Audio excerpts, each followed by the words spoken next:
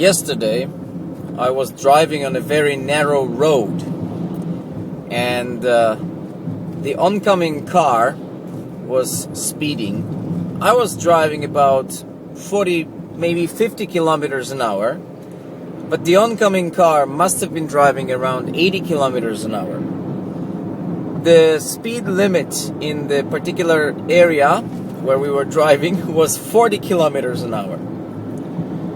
The oncoming car had actually a shoulder, but it didn't go to the shoulder, and it went as close to my car as this, so that it actually broke the mirror.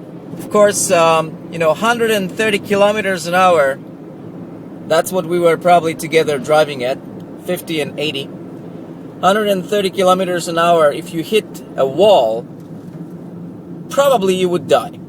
So I think that if we were just about 5 centimeters closer, we would probably be dead. I wouldn't be talking to you right now. So yeah, it's a pity that people are so reckless, because, of course, to some degree, I could have slowed down even further, even more, but I did expect that the woman who was the driver in the other car goes onto the shoulder, and I just hoped that she would be on the shoulder so I can drive safely. And of course she didn't, and she just thought that it's okay to drive 80 in the middle of the road. She had a baby in her car, that maybe 3-year-old or 4-year-old boy, or yeah, I think it was a boy. And she could have killed that baby too. So it's unbelievable how people are reckless.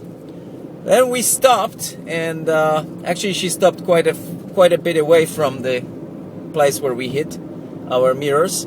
And I followed her, and I came to her and I said, you were driving much too fast in this area, and you shouldn't be driving so fast, and also you had a shoulder, why didn't you stop there?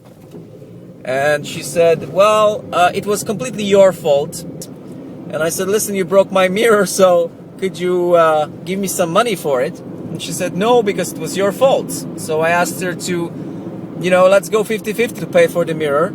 And she still refused, and she said, well, she could call the police.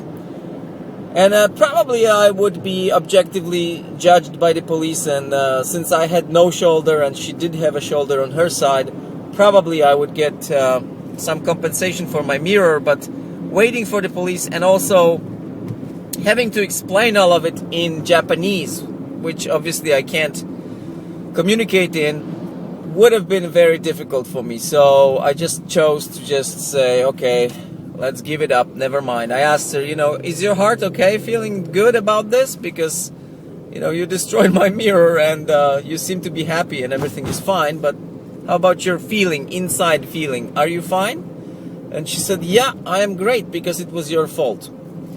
So you know the superstition about breaking a mirror? If you break a mirror, you will have 7 years of bad luck.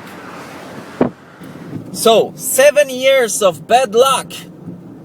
Is it for me or for her or for humanity in general? I think it's 7 generations until we grow up.